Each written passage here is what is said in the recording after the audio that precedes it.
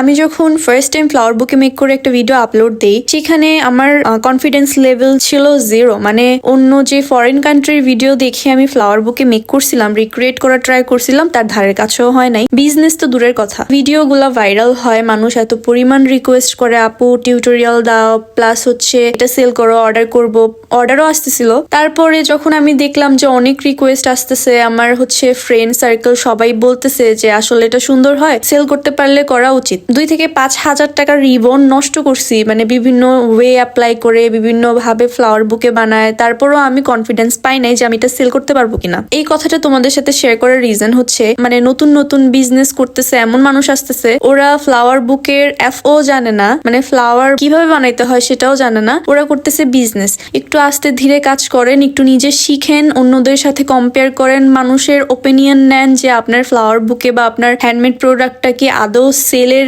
উপযুক্ত কিনা। ফ্লাওয়ার বুকে মেক করে যে ওরা পোস্ট করে, ওদের পোস্ট দেখে আমি নিজে ডিপ্রেশনে চলে যাই যে কেমনে, কেন। মানে আগে আমি বলতেছি না যে আপনারা বিজনেস কইরেন না, আপনারা বিজনেস করেন, ঠিক আছে, কিন্তু অন্য যারা বড় বড় পেজ আছে, এরকম গিফট শপ আছে, ওদের কাজের সাথে নিজেরটা কম্পেয়ার করে দেখেন যে আপনি কোথায় আর ওনারা কোথায়, একটু দেখে শুনে কাজ করেন।